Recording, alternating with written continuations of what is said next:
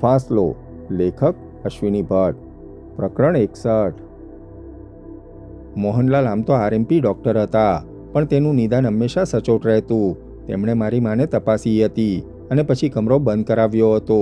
એટલું જ નહીં, પણ ગોવાજીને તાકીદ આપી હતી કે કમરામાં કોઈએ જવું નહીં, કોઈ ચીજને અડવું નહીં. મારી મા અને હું રાત્રે કેટલા વાગે છૂટા પડ્યા, મારી માએ રાત્રે શું ખાધું વગેરે પ્રશ્નો તેમણે પૂછ્યા, પણ મારા વિષાદનો પાર ન હતો. મારે તેમને રાત્રે મારા પર શું વીતી હતી તે કહેવું હતું, પણ મારાથી જીભ ઉપડી નહીં. મને સંકોચ થતો હતો. પારાવાર માનહાનિ લાગતી હતી. મારું મન કબૂલવા તૈયાર ન હતું. વિચિત્ર લાગે છે ને તને, જીગર? સરજુએ એકાએક પ્રશ્ન કર્યો. જીગર તેની સામે બોલ્યા વગર જોઈ રહ્યો. એ તમને પુરુષોને નહીં સમજાય. જ્યારે સ્ત્રીનું શિયાળ લૂંટાય છે ત્યારે પણ એ વાત કહેવી તેને માટે સહેલી હોતી નથી. કારણ જે લોકો આવી સ્ત્રીની આવી પરિસ્થિતિની દયા ખાય છે તે જ લોકો તેનો સ્વીકાર પણ કરી શકતા નથી. કોણ જાણે કેમ પરાપૂર્વથી અજ્ઞાત મનમાં ઘર કરી ગયેલા આ ડરને કારણે હું બોલી નહીં. કે માના મૃત્યુના આઘાતથી હું અવાચક થઈ ગઈ હતી તે મને ખબર નથી, પણ ડૉક્ટર મોહનલાલજીએ પૂછેલા પ્રશ્નોના જવાબો આપવાની મારામાં હિંમત ન હતી. હું તદ્દન ભાંગી પડી હતી. એવું કોઈ ત્યાં ન હતું કે જેની આગળ હું વાત કરી શકું. હું જોઈ શકતી હતી, અનુભવી શકતી હતી કે મારા પર બળાત્કાર કરવામાં આવ્યો છે, અને એવું જ કદાચ મારી માને પણ થયું હોય, છતાં હું એ સ્વીકારી શકતી ન હતી. I just couldn't believe it. મને ત્યારે પણ આશ્ચર્ય થતું હતું. કેવળ આશ્ચર્ય જ નહીં, પણ મને એમ પણ થતું હતું કે મને કોઈ ભ્રમ થાય છે. કદાચ ઊંઘમાં જ કોઈ સ્વપ્ન હેઠળ મેં મારી જાતને ઈજા કરી છે. Just like a મેસોચિસ્ટ. સ્વપીડનના કોઈ ભારે તણાવ હેઠળ મારી જાત સાથે જ મેં ઊંઘમાં ભયાનક રમત કરી છે તેવું મને લાગતું હતું. કેટલું અતાર્કિક લાગે છે, જીગર? તને થતું હશે કે આ તદ્દન સ્ટુપિડ વાત છે, પણ એવું જ બન્યું હતું. હું કલ્પાંત કરતી હતી. મોહનલાલજીએ મને કંઈક ઇન્જેક્શન આપવાનો પ્રયાસ કર્યો, પણ તેનાથી તો ઉલટું મારા મનમાં ઓર કુશંકાઓ પેદા થઈ. મેં ઘમાસાણ મચાવી દીધું હતું. I was a psychological wreck. મને ખ્યાલ નથી કે કેટલા કલાક પછી એમ કે આવ્યા હતા, પણ તે આવ્યા ત્યારે અમારું મકાન જાતભાતના લોકોથી ભરાઈ ગયું હતું. મને નીચે દિવાનખંડની બાજુમાં આવેલા સ્ટડી રૂમમાં રાખવામાં આવી હતી. એમ કે મારા કમરામાં આવ્યો ત્યારે હું સ્ટડી રૂમમાં અદપ વાળીને પાગલની માફક બેઠી હતી. સરજુ, એમ કે એ ખૂબ વહાલથી મને બોલાવી અને હું ઉછળીને તેને વળગી પડી હતી. પ્રથમ વખત મને વાસ્તવનું ભાન થયું હતું. એમ કે they have killed her too. They raped her. They raped my mother. હું બરાડા પાડીને બોલતી રહી. Yes dear, now relax. એમ કે મને શાંત પાડવાનો પ્રયાસ કર્યો. Close the door. એમ કે બારણું બંધ કરો પ્લીઝ. મેં બરાડા પાડ્યા. સ્ટડીના કમરાનું બારણું બંધ કરવામાં આવ્યું અને હું એમ કેને વળગીને રડી પડી. મારે માટે તેણે કોફી મંગાવી. ડૉક્ટર મોહનલાલે પોતાની આવડત અજમાવી હતી. કોફીમાં હાઇપર ટેન્શનને દૂર કરવાની, મગજના ઉશ્કેરાટને શમાવવાની કોઈ દવા નાખવામાં આવી હતી.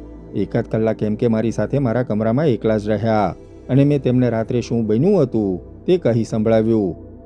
બિચારો એમ કે મારા બાપુની ઉંમરના એક આદમીને જે આઘાત લાગ્યો હતો તેમાંથી તે બહાર આવે તે પહેલાં તો મેં તેને તંગ કરી નાખ્યો હતો. રિલેક્સ સરજુ, હું તને વચન આપું છું કે તારી બેઇજ્જતી કરનારા માણસોને પાતાળ ખોદીને પણ હું પકડી લાવીશ, પણ મહેરબાની કરીને તું શાંત થા. There are lot of complications. Please, તું અસ્વસ્થ રહીશ તો મારું આવી બનશે. સરજુએ એમ કેના શબ્દોમાં વાત કરી અને તે ફરી પાછી અટકી. એક નવું જ દુઃસ્વપ્ન ત્યારથી શરૂ થયું. મોહનલાલજીએ જણાવ્યું કે મારી માનું મૃત્યુ કોઈ સામાન્ય કારણથી થયું નથી.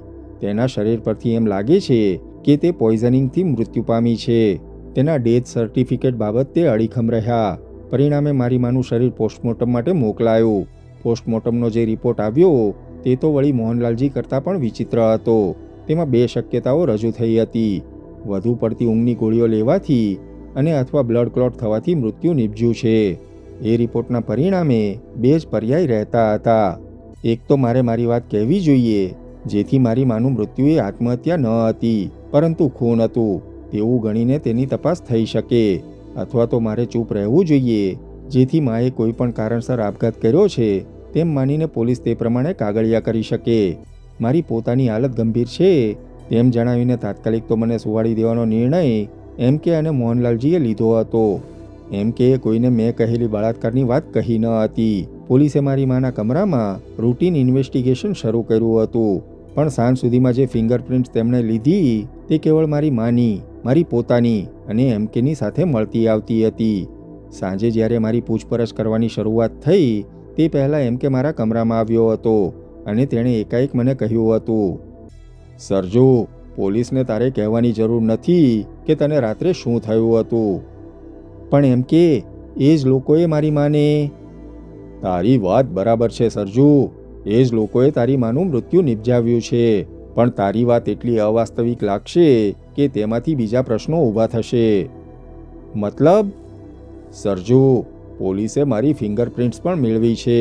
તારી માના કમરામાં જે ગ્લાસ અને શરાબની બોટલ પડી છે તેના પર મારા આંગળાની છાપ છે અને તેના ડ્રેસિંગ ટેબલ પરથી તારી છાપ કોસ્મેટિકની શીશીઓ પરથી મળી છે. એમ કે એ કહ્યું. એમ કે મારે પોલીસને તો કહેવું જોઈએ ને કે. સરજુ, તું મુસીબત ઊભી કરીશ. જે મિનિટે તું તારા બળાત્કારની વાત કરીશ તે મિનિટે હું અને તું બંને ફસાઈ જઈશું. એટલીસ્ટ મુસીબતમાં મુકાઈશું. એમ કે એ કહ્યું. પોલીસને એવો શક છે કે જો વિજય રાનીનું ખૂન થયું હોય તો તેમાં હું પ્રથમ નંબરનો શકમંદ હોઈશ. પણ આ તદ્દન એબ્સર્ડ વાત છે. એમ કે મને ખબર છે એબ્સર્ડ વાત છે, પણ પોલીસને કેવી રીતે ખ્યાલમાં આવે? પરમ દિવસે અમે જે બોટલ અને ગ્લાસ કોકટેલ માટે વાપર્યા હતા તે જ તારી માના કમરામાં પડેલા છે. પણ એ કેવી રીતે? પરમ દિવસે થોડાક માણસો અમને મળવા આવ્યા હતા. ત્યારે અમે પીણા પી રહ્યા હતા. એ જ બોટલ અને ગ્લાસ મમ્મીના કમરામાં છે. મતલબ કે ગ્લાસ અને બોટલ કોઈએ તફડાવીને ક્યાંક સંતાડી રાખ્યા હશે. ઓહ ગોડ! પણ તો પછી એ લોકોએ તારી માને કશુંક પીવાની ફરજ પાડી હશે સરજુ. એમ કે એ કહ્યું. પણ ત્યાં તો પોલીસ ઇન્સ્પેક્ટર ચાવલાએ મને બોલાવરાવી હતી. મારી જોરદાર પૂછપરછ થઈ. પોલીસે ઘણી જ સહાનુભૂતિ અને વિવેકથી મારી સાથે વાત કરી હતી. એમ કે તે વખતે બહારના કમરામાં બેઠા હતા. પોલીસે મને જે પૂછ્યું તેના સાચા જવાબો આપ્યા. કેવળ રાતે જે મારા પર વીતી હતી તે વાત તેમને કહી નહીં. એમ કેની આંગળીની છાપવાળો ગ્લાસ અને બોટલ ત્યાં ક્યાંથી આવી તે સવાલ પોલીસ માટે અતિ મહત્વનો હતો. પણ એ બંનેએ સાથે શરાબ પીધી હોય તો તેનો અર્થ એ ન હતો કે એમ કે જ મારી માને ઊંઘની ગોળીઓ ખવડાવી હોય. પોસ્ટમોર્ટમમાં ગોળીઓનું જે પ્રમાણ સિદ્ધ થયું તે એટલું વધારે હતું કે બળજબરીથી કોઈ માણસ આટલી બધી ગોળીઓ મરનારને ખવડાવી ન શકે. સરજુ બોલતી હતી. જીગર સાંભળતો હતો. આખરે પોલીસે ધાર્યા હતા તેવા અને તેટલા પુરાવા મળી શક્યા નહીં. પણ બદમાશોએ જે ગણતરી કરી હતી તે જ પ્રમાણે પોલીસ અન્વેષકો બેવકૂફ ઠર્યા હતા. બરાબર 1 અઠવાડિયા સુધી એમ કેની ઉલટ તપાસ પોલીસે કરી હતી અને એમ કે આવું કરે નહીં તેવી ખાતરી થઈ પછી જે આખો કિસ્સો આપઘાતનો હતો તેમ નક્કી થયું હતું. તું થોડા દિવસ રાહ જો સરજુ, આપણે એ માણસોને ગમે ત્યાંથી પકડીશું. પણ તમને શી ખબર કે કોણે મમ્મીને ઝેર આપ્યું છે એમ જ ને? કહીને એમ કે ફિક્કું સ્મિત આપ્યું. જય સમંત પર રાત તોળાઈ હતી. પોતાની નજીક બેઠેલી સરજુ પણ હવે નક્કર પડછાયાની જેમ દેખાતી હતી. છતાં જીગર તેની ચમકતી ઘેરી કથ્થઈ આંખનો ચમકાર જોઈ શકતો હતો. સરજુથી થોડે દૂર હીસ જેવો કશોક અસ્પષ્ટ ઉદ્ગાર કાઢતો પાનીઓ તદ્દન ધીરી મક્કમતાથી હલેસાની ઝીંક લગાવતો હતો. રાતના સન્નાટામાં હલેસાનો લયબદ્ધ છપકારો, કવચિત આવતા ઝળકુકડીના અવાજો સિવાય જય સમંત પર કંઈક ગમગીન સન્નાટો છવાયેલો હતો ને શાંતિને ચીરતા સરજુના શબ્દો જય સમંત પર પથરાતી પવનની લહેરની માફક રેલાતા હતા.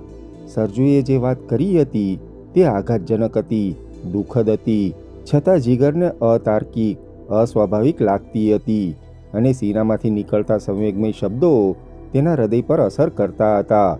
પણ તેના દિમાગમાં ઘણા સવાલો પેદા થઈ રહ્યા હતા.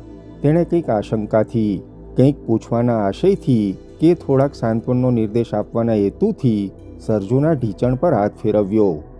કેટલી સુવાળી તેની ચામડી હતી! તેની હથેળીમાં એક અવર્ણનીય થડકાર થયો.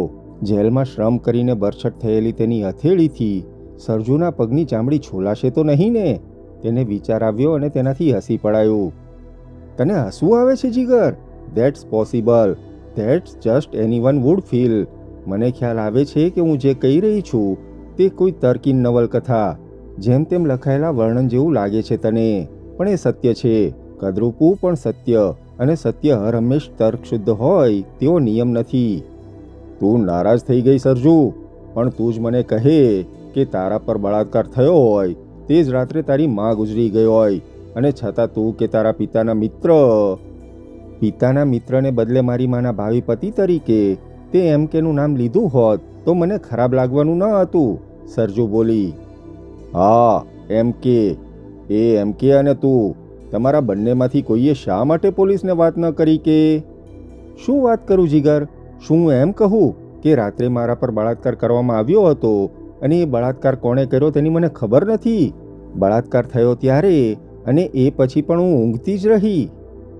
એ તું કહી શકી હોત. સરજુ, તને કોઈ મેસિવ એનેસ્થેટિક શોટ આપવામાં આવ્યો હોય તો સ્વાભાવિક તું બેહોશ થઈ ગઈ હોય. બેહોશ કરીને ગમે તે માણસોએ તારા શરીર પર અત્યાચાર કર્યો હોય. વેલ, એ લોકો તારો મેડિકલ ટેસ્ટ લે તો બંને વાત જરૂર બહાર આવી હોત. એટલે મેડિકલ ટેસ્ટ દ્વારા પુરવાર થાત કે મને બેહોશ કરીને બળાત્કાર કરીને મારી માને મારી નાખવામાં આવી હતી? સરજુએ આશ્ચર્યથી પૂછ્યું. જીગર સહેજ ખચકાયો. સરજુનો પ્રશ્ન તદ્દન તર્કબદ્ધ હતો. તેણે એક અડધી મિનિટ જવાબ ન આપ્યો. સરજુએ નિશ્વાસ નાખ્યો અને ધીરેથી પૂછ્યું, તને આ વાત એટલી સહેલી લાગે છે? તને એમ લાગે છે કે મેં અને એમ કે નહીં વિચાર્યું હોય? જીગર, તું કંઈ અભણ નથી. કેવલ ભણેલો જ નહીં, પણ તને ગુનાનો અને પોલીસનો એમ બંને અનુભવો છે. તો શું એમ લાગે છે કે પોલીસને એ વાત ગળે ઉતરી જાય, તેમને બીજી કોઈ શંકા જ ન આવત? અત્યાર સુધી જીગરે સરજુની વાતને એક અવાસ્તવિક ઘટના તરીકે સંવેગ અને સરહૃદયતાથી સાંભળી હતી, પણ એકાએક તેના કાન સરવા થયા.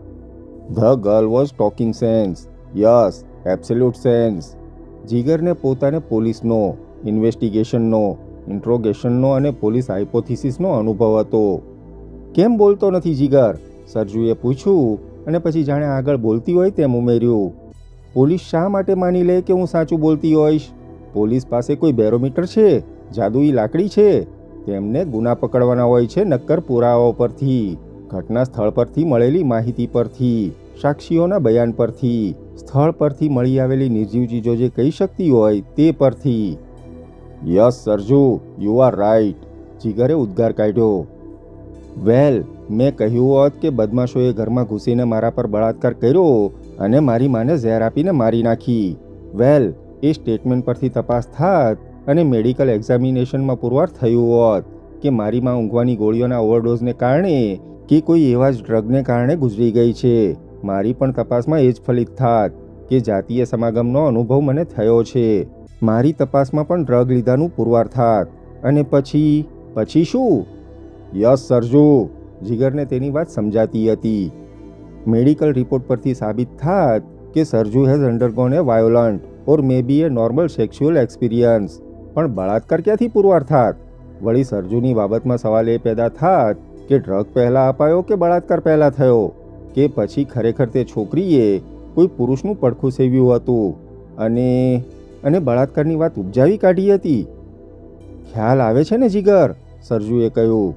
જે મિનિટે ફરિયાદ કરી હોત તો પોલીસ શું શંકા કરત? તે પોલીસ શંકા કરત કે હું અને કોઈ પુરુષ પ્રેમમાં હોઈએ, મારી માને તેની નારાજગી હોય, તે મને પ્રેમ કરતા જોઈ ગઈ હોય અને અમે બંનેએ મળીને મારી માને ખતમ કરી નાખી હોય.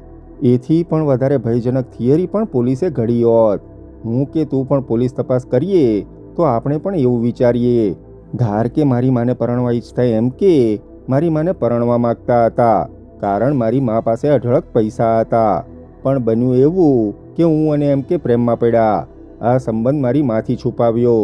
એક દિવસ મારી મા જ અમને પ્રેમ કરતા જોઈ ગઈ. એમ કે એ સિફતથી મારી માને ઊંઘની ગોળીઓ ખવડાવી અને રાબેતા મુજબ તેણે મારી સાથે મજા માણી. મા ગુજરી ગઈ છે તે હું જાણું નહીં, તે માટે તેણે મને પણ બેહોશ બનાવી, અથવા તો હું જાણી બૂજીને બેહોશ બની ગઈ, વગેરે વગેરે. દીકરાએ બાપના, બાપે દીકરાના, સાસુએ વહુના કે માએ દીકરીના અને દીકરીએ માના ખૂન કર્યાના દાખલા આપણા સમાજમાં બન્યા જ નથી તેવું તો તું નહીં જ કહી શકે ને? અરે, એક આદમીના પ્રેમમાં મા અને દીકરી બંને પડ્યા હોવાના દાખલા પણ હું જાણું છું, સરજુ બોલી. થોડીવાર પછી શ્વાસ ભરીને તેણે નિશ્વાસ નાખ્યો. જો મેં પોલીસને કહ્યું હોત કે મારા પર બળાત્કાર થયો હતો તો મારું તો જે થવાનું હોત તે થાત. પણ બિચારા એમકેનું આવી જ બનત. અનેક પ્રશ્નો ઊભા થયા હોત. એમકે અમારે ત્યાં રોજ આવજા કરતો રહેતો. ક્યારેક તો હું અને તે બંને ઘરમાં એકલા જ રહેતા. સાથે એકલા ફરવા માટે જતા. જંગલમાં એકાંતમાં ફરતા. એ પુરાવાઓ પોલીસને મળી જ રહેત. વળી મારા માના મૃતદેહ પાસેથી જે બોટલ અને ગ્લાસ મળી આવ્યા હતા તેના પર માત્ર એમકે અને મારી માની ફિંગરપ્રિન્ટ્સ હતી. ત્યાં અડધી પીવાયેલી સિગરેટો પણ પડી હતી. એટલે પહેલી શંકા એમકે પર જ આવત જીગર. એટલે જ હું ચૂપ રહી હતી. એમકે જેવા નિખાલસ નિષ્ઠાવાન આદમી મુશ્કેલીમાં મુકાય તેવું કરવા હું તૈયાર ન હતી.